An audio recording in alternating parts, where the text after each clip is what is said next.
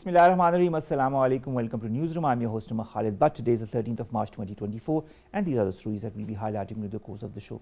We'll begin, ladies and gentlemen, with the Indian controversial Citizenship Law, the CAA, as well as the accompanying NRC as well. That is creating a lot of issues as far as minorities, especially Muslims in India, is concerned, because these are the only minorities that have been sidelined as per this law. This and of course the fact that through the propagation of the Hindutva ideology by RSS offshoots in different countries, including in the United States of America, there is a deliberate attempt to not only propagate Hinduism and the whole ideology that the RSS stands for, but also demean minorities, especially Muslims, through this very ideology. This has been the recourse of the BJP-led government and its allies, and this is what we are going to highlight in our first segment. Our second story, ladies and gentlemen, concerns day 159 of the conflict, the war between Israel and Palestine. EU Foreign Policy Chief has said Israel is using starvation as a weapon of war. Nothing is new, not the first time this has been said, but it needs to be highlighted as much as possible because we don't see any reaction coming. Dozens of casualties have happened in Israeli attacks across the Gaza Strip overnight. Israeli forces have also carried out more raids in the occupied West Bank, killing at least 4 Palestinians, including 2 minors. Speaking of minors, the number of minors and people who have been killed or have died due to dehydration has also surpassed 27. Qatar says Israel and Palestine are not close to a deal to end the fighting and free people being held, and that of course is a very, very sad and sorry state of affairs, seeing that Qatar did try along with Egypt to broker some kind of deal between Israel and Palestine. At least 31,184 Palestinians have also been killed, 72,889 injured since this war began on the 7th of October last year. Then we'll be talking about Joe Biden and Donald Trump, who have both clinched nominations for the presidential election. This is a rematch, and after many, many years, we are seeing a rematch of the same candidates that were there last time. And this time, of course, Biden and Trump both have gotten the numbers they needed. How will now things move along with Trump also involved in many cases? Will those cases also restrict his appearance or his further movement in all of these election campaigns that he will be doing? Only time will tell. Then we'll be talking about children whose mortality rate, ladies and gentlemen, has dropped globally. The number of children who died before their 5th birthday has dropped to a record low of 4.9 million in the year 2022. This has been said by an estimate by the United Nations in a huge report that it has just published. But although on one hand these numbers represent an important milestone, but this is simply not enough. This is also what the United Nations says. It says much more needs to be done to further reduce the risk of mortality in children under the age of 5. This is our lineup for today. We'll begin today's show with, of course, India's controversial Citizenship Law, the CAA, that was first passed in 2019, but then riots broke out, and now just a few weeks before the elections, they have now implemented it. At the same time, we are seeing a lot of offshoots of the BJP or the RSS propagating the Hindutva ideology all across the world, specifically in the US, and we've got facts and figures as far as that is concerned. We've been joined by Maheen Shafeeq. She's a regional affairs expert and she's right here with us in the studios. Maheen, thank you very much to have joined us. Thank you for having me. Maheen, this politics of hate of the Modi government, this is nothing new. We have talked about it, but we need to highlight it as much as possible because not many are talking about it. It has engulfed India. The attacks of extremist Hindus against Muslims go on day by day, and now that the general elections are approaching, we are seeing an implementation of the famous CAA law along with the NRC. Why now, and who stands to gain with it apart from the BJP-led government? The timing of this law is very crucial in this aspect. Like you mentioned, before, the law was enacted before as well, but the protests broke out and then it was put on a back burner.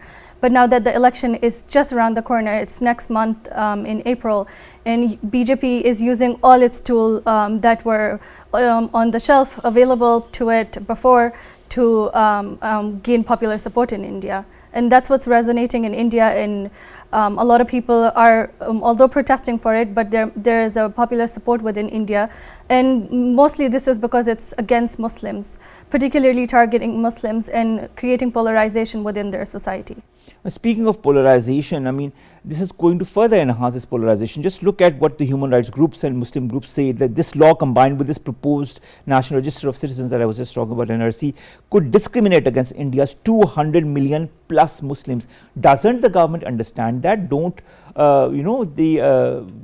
those who are in the realm of power in India understand that? And if this happens, wouldn't this further exacerbate the already polarized situation, whether it be in Indian illegally occupied Jammu and Kashmir or in other parts of India? This is very interesting. We all need to see how and why this is being implemented. Muslims make up the largest minority in India. And the purpose of BJP, their policies, their legal means and regulatory means is to turn that minority into corner them and basically eradicate them from the society. If we have to look at the Hindutva ideology. Why are they promoting that? Why is BJP wanting the country to turn into a Hindu country only? They believe, the RSS ideology believes that they have to promote Hindu culture, Hindu identity, and they negate the idea of secularism. They do not accept that as a part of their ideology, and this is how they are trying to exclude Muslims. And they specifically quote that sporadic lumps of Hindu religion do not make up nation. So their whole idea is to make up a nation of basically Hindu who are elitist Hindus, and they basically exclude all the other castes of Hindus. But the CAA is of course attracting the Hindus from other countries in the region, including Pakistan, including Bangladesh, and Afghanistan as well, and Jains and other and even Christians, if I'm not wrong. I mean, by attracting this, you further create discord amongst the communities. Then those who are already living in India have their own issues, and they are also not really happy with getting more people into the realm. This said, why implement it in the first place? Because the consequences could be disastrous for India if it implodes this is one of the worst consequences that could happen. But if it implodes and it is divided into different states, what happens then? Who will be blamed? Will it be the BJP? BJP will be credited for such a policy. This is readily acceptable in India. We have to see it beyond the anti-Muslim rhetoric as well. Migration has been problematic all around the world, even in Europe and even in India. And people who are illegal migrants or who are in India illegally will be getting citizenships. That is problematic for the Indian citizens because resources are strict. Although India's economy is growing, but poverty still is a huge issue, and that is being hoodwinked, that is being sidelined and not being shown in fact to the public across the world. They feel that India is shining India is this bright India where people are working around the clock and their economy is booming. But the fact is, the reality is that there are millions and millions, tens of millions of people who are living below the poverty line. Yes, exactly. And when you see, whenever there are major events within India, whether there was G20, a lot of people, a lot of presidents have visited India. The people who are living in slums have always been hidden behind the makeshift walls. They're always hidden. They try to reflect attention away from such poverty within India, and that is what's going on in India. Maheen, since the Modi government came into power, I mean, it was also present beforehand, but it has the whole situation, this anti-Muslim tirade or anti-minority tirade has exacerbated since 2014, and it is only getting worse with every passing day, specifically when it concerns Muslims. Muslim mosques are being martyred, properties are being demolished as far as the Muslims are concerned. Muslim historical places are either being demolished or renamed. This is what Mr. Munir Akram also highlighted this in the United Nations some time back. Muslims have been fighting for their rights for centuries, but this Modi government has left no stone unturned to undermine their rights. When we know, we've just said that Muslims are the biggest minority as far as India is concerned, with 200 million plus, why deny them their rights? And and how can you call yourself, a democracy if you deny your biggest minority their due rights? We have to see that India, the BJP government is doing this very systematically. It's not a revolution. They are not changing all the laws all of a sudden. They are doing it very periodically. They're trying to assess the impact of each and every law that they enact, each and every act that they start. The Article 370 and how it went on, and with the Pakistan's reaction, they are doing it very systematically. It's not just all of it all of a sudden, but this is what we have to see, and it's all a planned policy that they are implementing, rather than just going about it without thinking about it. And then we have to see that your talk reminds me of a report by Human Rights Watch. They say that should we give India a free hand? Should we just let them to do whatever they say? Because India claims to be a democracy, and in fact the largest democracy, and they are not abiding by the one basic right that is granted by Indian Constitution of equal rights to all citizens, regardless of their religion. That's what's mentioned in their constitution, but they're denying everyone that. So the Human Rights Watch report, they recommend that countries such as India's closest partners, Quad especially, should take this into consideration, and when they move forward with further deals within coming years, they should consider India and its policies that are completely opposite to theirs. But you talk of the Quad, just look what happened in the US, in Canada, in the United Kingdom. What happened? I mean, do we hear of any continuity of the statements that Justin Trudeau or Melanie Joly had put forward? All of those have just died down very slowly. Again, I would say a very clever strategy by India, and the world is kind of adhering to it. In the short run, say, okay, we'll say whatever we want, but we won't do anything else. This is what I feel is happening. Now, during these 10 years in power, and by the looks of it, Modi seems to be getting his third stint in power at the end of the year.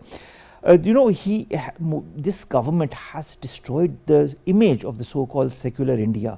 The India that people said where every religion, caste, creed could live in harmony. This is no longer the case. And the whole dream of Modi of Akhand Bharat, of the greater India, which includes many other countries as well.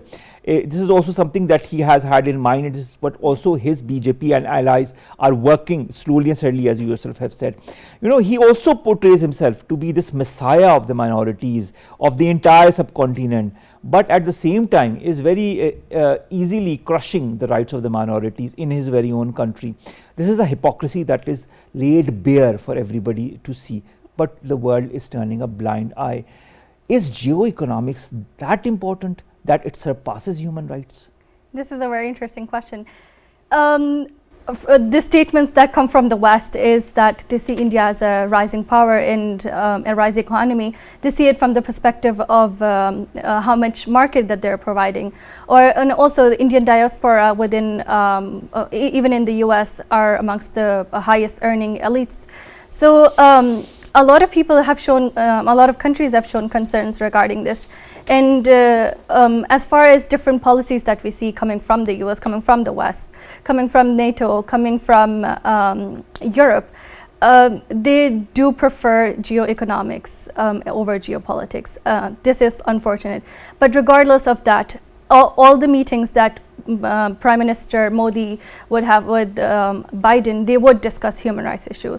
A lot of the times we've seen posters in Washington around Capitol Hill regarding all the atrocities that are being committed in IIOJK, within India, and all the Human Rights Watch, they are witnessing, they are recording, and even our government issued a dossier. So all of these instances are not just evaporating, they are being recorded. There is a good amount of record that can go against India if we wish to challenge India in any of these in the International Criminal Court.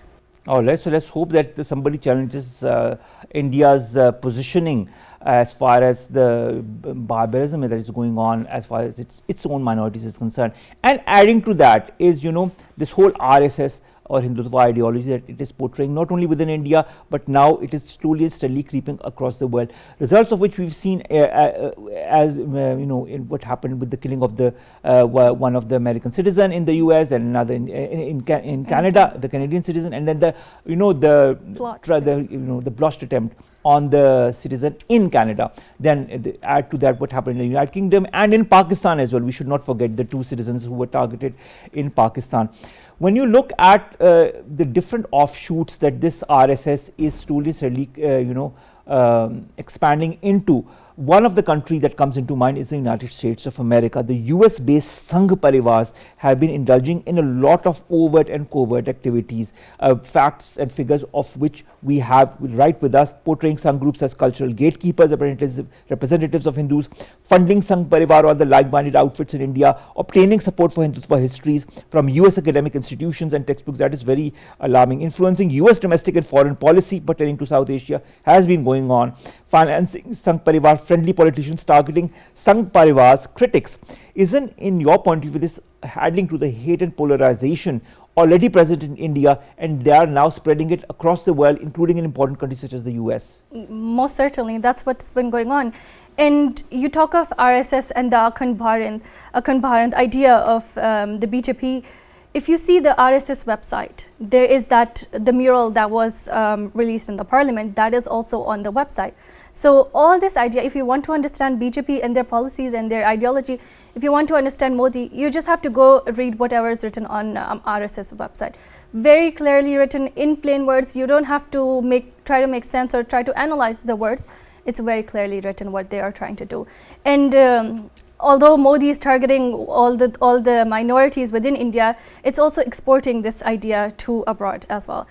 US, known as a close partner of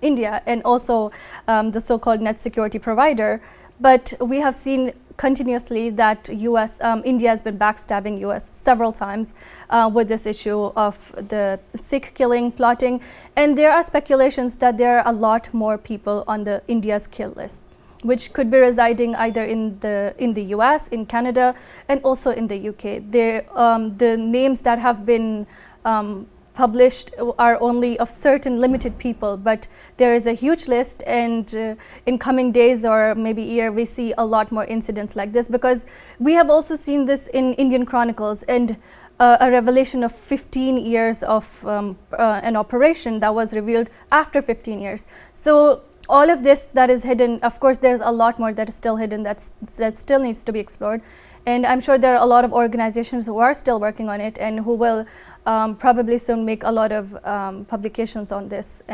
But I hope also that the US realizes what the RSS is doing through its offshoots in the US. Now, at the national level, the RSS most important constituents or institutions, the BJP, the Vishwa Hindu Prashad, the Bajrang Dal, Seva Vibhaga, being directed and run by these Swayam Sevaks or volunteers. But these also have equivalent organizations in countries like the United States of America.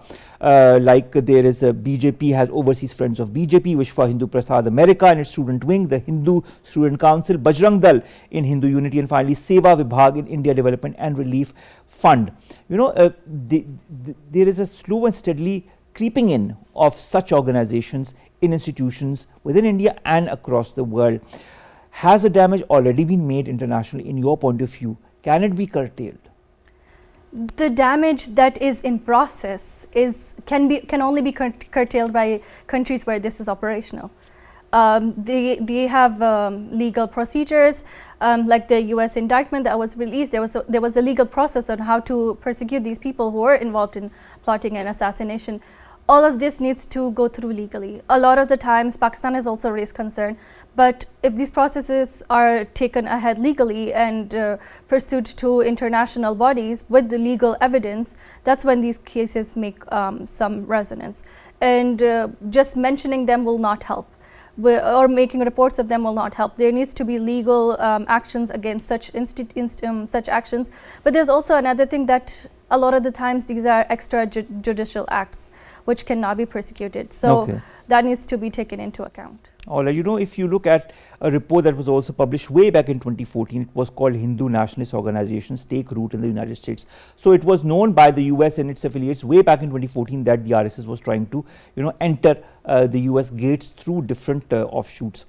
it had said that 55 million US dollars had been transferred between 2001 and 2012 from the US to India via 5 US based affiliated tax exempt charities that are all offshoots of the RSS. Then between 2001 and 2019, according to available tax returns, 7 US based Sangh Parivar affiliated charitable outfits spent around 158.9 million US dollars on their programs and sent much of it to outfits in India. Also a data released by the US Small Business Administration, a federal agency that helps small business owners and entrepreneurs. 5 organizations known for their ties with the Hindu supremacist and Hindu religious outfits receive funds from SBA amounting to $833,000.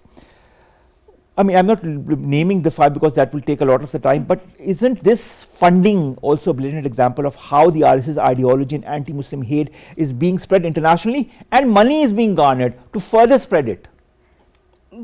I mean, you have stated facts, and what more could be said about it? We have seen the inauguration of temple in Ayodhya, which was built on the demolished Babri Mosque. Where are these funds coming from? Where is the election money for the BJP coming from? These are the sources that are funding all of the actions that are going on in India, especially actions that are targeting Muslims, such as building of temples. There is a new wave of building temples within India by demolishing mosques or building in places where Muslims used to reside or are residing or their properties. So all of this funding is coming from those sources. It's not India that is generating. Yes, there is a lot of funding within India, but all of these fundings that is coming towards BJP is being utilized in sort of polarize India and also make it a Hindutva, Hindu dominant society where Hindu religion is nourished and you know, then I would use the word brainwash the Indian community across the world and then garner funds from them through these offshoots of the RSS and bring the money back to India to further fund such extremist activities. Yes. You know, so this is a continuous cycle that is going on, and I hope more and more people realize the effects that it is having on minorities in India. But I fail to understand why nothing is happening. Now, coming back to this Citizenship Amendment law, it of course aims to provide citizenship to Hindus, to Parsis, Sikhs, Buddhists, Jains and Christians who are reportedly fleeing persecution from the neighborhood countries and have arrived in India before 2015, that is before 31st of December 2014. That is important to note. But what I want to understand, isn't it ironic, you know, because on the one hand, India through this law is saying, you know, asking the Hindus and other minorities to come to India, but its own minorities are not safe within India. And we have so many, I mean, not even dozens, hundreds of examples of daily affected minorities through one way or the other, whether it's be through violence, whether it be through other coercion or other tactics. I mean, isn't it blatant hypocrisy, to say the least? It certainly is. There have been a lot of questions raised on the Citizenship Amendment Act. Why, like you mentioned, why is there a specific date on it? Why not before or after that? And then why non-Muslims fleeing religious persecutions? Why not other kinds of persecutions? There are so many different kinds of migrants who want to move into, say, India maybe.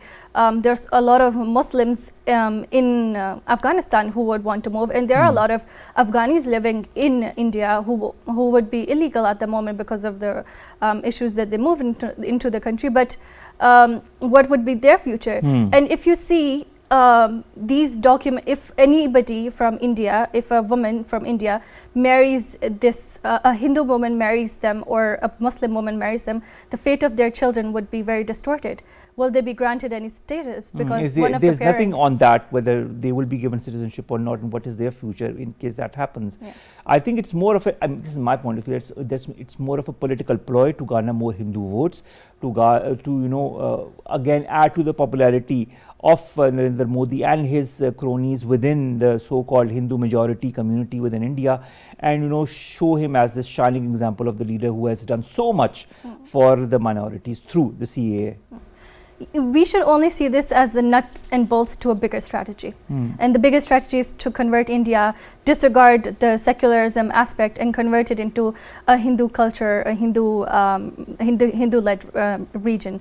And this is what they're trying to do. They're trying to turn sporadic regions into a Hindu majority state, such as the Indian-occupied Kashmir. They're trying to change the demography of the region and turn it into a Hindu majority state. And again, we have to see this how this is a systematic process of converting a state into a Hindu state, and then in a way that nobody can raise a lot of questions or nobody can do anything about it. That is so true. But, but speaking of that, protests have again begun in India, although no deaths as the deaths that occurred way back in 2019 when it was first talked about. But now that this is being talked about again about its implementation, the protests have begun.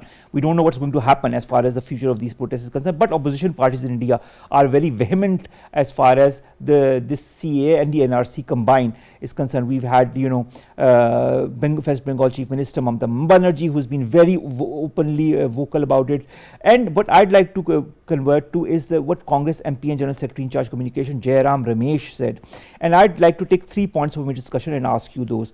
Is this another demonstration of PM Modi's bid for power? B, is this an attempt to polarize an already polarized India? This is what Jairam is saying from the Congress. C, is it a bid to manage headlines after the Supreme Court had dismissed the State Bank of India's plea earlier, seeking more time to furnish details relating to electoral bonds? Yes. I think the more focus should be, is this another attempt? Yes, this is another attempt, because there are a series of attempts, as I mentioned earlier, series of attempts to turn India into a Hindutva state. And this is another attempt to polarize the society that is already polarized. And yes, this is sort of diverting attention from what the Supreme Court ordered in India. And acts like these are gain sort of support within India of the Hindu majority, and such acts would sort of bring Modi more votes within the next election that are just around the corner. And as we discussed earlier, I think this is another attempt, another very timely attempt to garner votes, and that's what the BJP is doing. But there's another very interesting thing. I'm talking of opposition party, Samajwadi Party chief Akhilesh Yadav says, when the citizens of the country are forced to go out for livelihood, then what will happen by bringing citizenship law for others?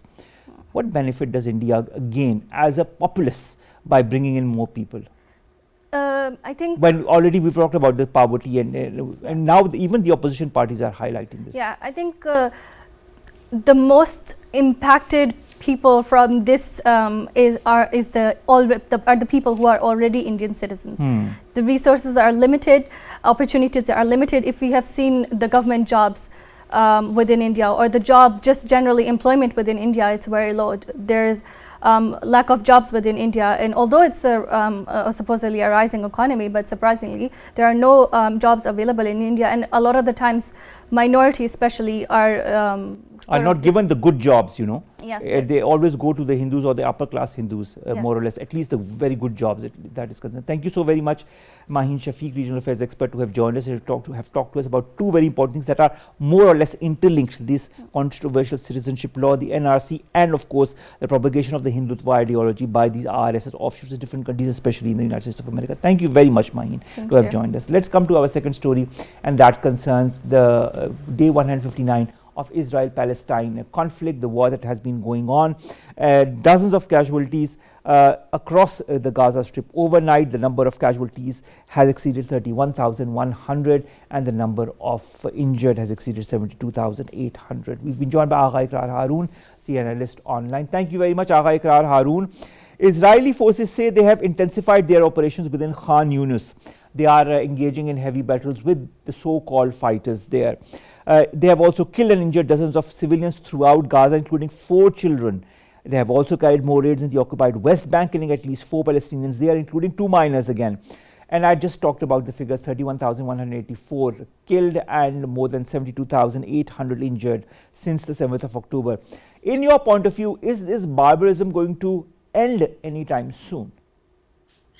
Thank you so much, Omar. First of all, we need to know why they are intensifying it. As you remember, the Qatar is also trying for a ceasefire, and America is now saying uh, it needs a ceasefire around second or first, rather this second week of April. So the Israel is trying to get the results as earliest as possible, and there is a very dire fear of famine, and although America through Cyprus is opening a first, you can say, a maritime passage for humanitarian crisis. I mean, this is very strange.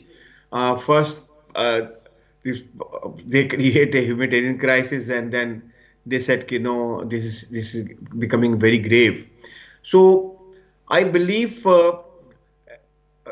Israel would continue this war or this genocide as according to its design, because stopping this genocide would not in favor of the Israeli state as well, and the prime minister also. So All right. I have no doubt that they will very much intensify even under the Ramzan in next this week, or at least 2 weeks before going for a so-called American broker, or you can say even I mean Qatar is also trying its level best very sincerely. So now there is a pressure from a little pressure from America, and also from Middle East countries. So before going for any ceasefire for some week or maybe 2 weeks, they will intensify bombing, killing innocent people, and this I mean genocide would continue. All right. Agha, Iqrar, Haroon, Qatar says Israel and Palestine are not close to a deal to end the fighting and free people being held. Weeks of these talks involving the United States, Qatar, Egypt, mediators failed to bring about a truce. I would like to refer to Badil, which is a resource center for refugee rights that blames Israel for sabotaging ceasefire talks and cites the following examples: call for a permanent ceasefire denied by Israel for the sake of a temporary truce or pause. Instead of provision of unrestricted humanitarian aid, Israel weaponizes aid and obstructs UN agencies' operations. Instead of a military withdrawal from Gaza, Israel plans to redeploy Israeli forces in the besieged enclave, and the call to allow the return of all displaced Palestinians has been denied. Instead, Israel proposes the return of only women and children. Is hope lost for any deal? Omar, I have no hope, and we have a discussion, academic debate also. I always tell you I'm not a pessimist, but I'm very practical. Since we are, watching, a rather you and me covering wars, so we know the powerful don't go for ceasefire, or truce is a very big word, until unless it execute whatever it wants to and get the results. So who cares if children are dying or women are dying? Nobody cares, because all power lies with them. And look at the situation. Even in Ramzan, I had a little hope that the pressure would very much intensify from the Middle Eastern friends of the United States to at least stop immediately from the first Ramadan, but it didn't happen. And as you already mentioned, and I am also mentioning, they have intensified bombing, and uh, and one very important factor we should need to discuss is the abductions. They are also abducting, Palestinians, civilian Palestinians, even underage boys, because they want to have maximum, you can say, hostages with them whenever there would be a need for a negotiation with Hamas. So the number of the hostages, also abducted people with Israel, will be much higher than this was that day when the war was started. All right, Agha, Iqrar, Haroon, there are two examples that I'd like to cite now and understand whether this conflict, this war is broadening, escalating beyond Palestine. A, the EU is putting together a 7.4 billion euro aid package for Cairo, according to a report by the Financial Times, fearing economic fallout from the Gaza war in Egypt, because of course tourism has gone down, the Suez Canal revenues have gone down. Then in less than 24 hours, Israel has carried out a series of airstrikes, which it says are Hezbollah's positions in eastern Lebanon. People here say this was a civilian target. There is a lot of anger there, and of course an escalation in the confrontation between Israel and Hezbollah. Is this conflict escalating, broadening? If so, can this escalation be stopped at any point? I'd also like to add to what the Houthis are doing in the Red Sea, but they say they will continue doing it till such time that Israel stops its barbarities in Gaza. So these three put together, any hope for stopping this escalation beyond Palestine? I think acceleration is already beyond Palestine, and I think war is already spread. But it is, the Lebanon or Yemen or somehow the Syria, they are not responding actually. I mean, as a nation or as a country, they are not responding. They are not attacking Israel. So this is a one-side attacks. Otherwise, the war has already spread, meaning by Israel is trying its level best to by attacking all these countries. If they will start, respond or try to attack Israel, so then the European media would say, oh, war has spread. War has already spread, and as you already mentioned, it has a very great economic consequences also. You know, this entire Red Sea is not safe now. So, you know, the volume of cargo trade, through the Red Sea. So this is either it is being halted, or one thing very important we should mention, the insurance of the cargo is gone beyond imagination. 4 to 5 times higher than the normal. So when this entire process is being you can say becoming expensive, so definitely whatever you are transporting, the cost of the items would definitely be higher, and that would again trigger, you can say, the poverty in smaller country, poor countries, and this is already there. Actually, Umar, this is very strange. Like Ukraine, whenever there is even you can say localized attack somewhere, immediately you will find several news in Western media calculating economic cost, calculating social cost, and even the psychological cost. But here, nobody is doing any such news items or documentaries, because the people who are being killed, they are Muslims. They are not. And also, it doesn't serve the purpose, because Israel is a huge ally of most of the major countries in the West. Speaking of allies, cheers had erupted when the US Vice President Kamala Harris had called for an immediate ceasefire in Gaza earlier this month. But now Palestinian rights advocates say that Washington's language to highlight how this ceasefire is going to happen, while the administration's choice of words might have changed, it's the positioning that has not, as to how and when and in which context this ceasefire is going to happen. What will be the effects that this ceasefire is going to have whenever it happens? Do you agree? This is very complex question you have actually raised. It is multi dimensions. I will confine myself to two important factors. First of all, ceasefire or truce cannot be initiated or cannot be achieved just with statements. You need to do something on ground. You need to build pressure on the aggressor. So, does America putting any pressure on the aggressor? Of course not. So when they are not putting a pressure on aggressor, which is the Israel, so this is simply a mere statement. America needs wants a ceasefire. This is the one factor, and second factor is What cost? Cost is very simple.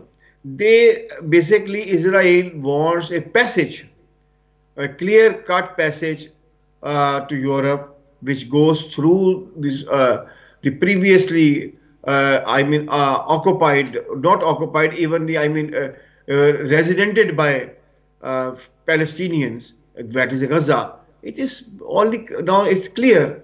So the costs Palestinians have already paid, but still Israel is not ready to accept this cost. It wants to go to more. It wants to actually grab every inch which is with the Palestinians. And if you can understand, and I can tell this, do you think the American think tanks and American government and the CIA, the Pentagon, everybody, they are they are, you can say, the Everybody knows, best, the everybody most intelligent understands. people on earth. They don't know that. That is so true, and I totally agree with you on that. Thank you very much, Agha, Iqrar, Haroon, to have joined us, to have talked to us about the continuity of brutalities within Gaza and Palestine by Israel, and there shows no sign of abating even during the holy month of Ramadan. I'll end with the EU Foreign Policy Chief Joseph Borrell statement, who says Gaza's humanitarian crisis is not a natural disaster and has accused Israel of using starvation as a weapon of war, with so blatant, with statements so apparent, so blatant. I don't know why the world is not stopping Israel from carrying out its atrocities, its ethnic cleansing, its genocide. Thank you very much, Agha, Iqrar, Haroon Sahab, to have joined us. This brings us to the end of the second story, and let's come to our third and fourth very, very quickly. The first concerns, of course, Joe Biden and Donald Trump, and of course we are talking of the United States of America and the presidential elections that are going to happen later in this year. Both have clinched their parties' nominations on Tuesday, kicking off the first US presidential election rematch in nearly 7 decades, 70 years. Biden needed 1,968 delegates to win the nomination. He passed that number. Trump clinched the 1,215 delegates required to secure the Republican presidential nomination as 4 states held contests, and that also happened. And then there was, of course, statements that were taken out. Biden says that Trump's campaign of resentment, revenge, and retribution threatens the very idea of America. Trump says there was no time to celebrate and instead put the focus on beating Biden, whom he called the worst president in US history. He says we are going to drill, we are going to close our borders, we are going to do things that nobody has ever done before, and we are going to make our nation's economy the best in the world. The voters, on the other hand, are unenthusiastic as far as all of this is concerned, because this is, of course, a rematch that they weren't expecting, but this is unfortunately happening. And the whole crises that US is engulfed nationally or internationally are things that the public is looking at as far as their voting rights are concerned. So let's see what happens when they eventually go out to vote in the presidential elections. Let's come to our last story, and that concerns global child mortality rate that has dropped in the year 2022, but progress is still slow. Why are we talking of 2022 and 2024? Because it takes time for a report on important issues such as child mortality to come out and to be, put together, and the facts and figures coming out. The number of children who have died globally before their 5th birthday dropped to 4.9 million in 2022, but that still represents 1 death in every 6 seconds. Can you believe that? According to the new United Nations estimates, it has roughly halved since the year 2000, but the progress has slowed down since 2015. The report, this was released on Wednesday, adds much more to this complexity.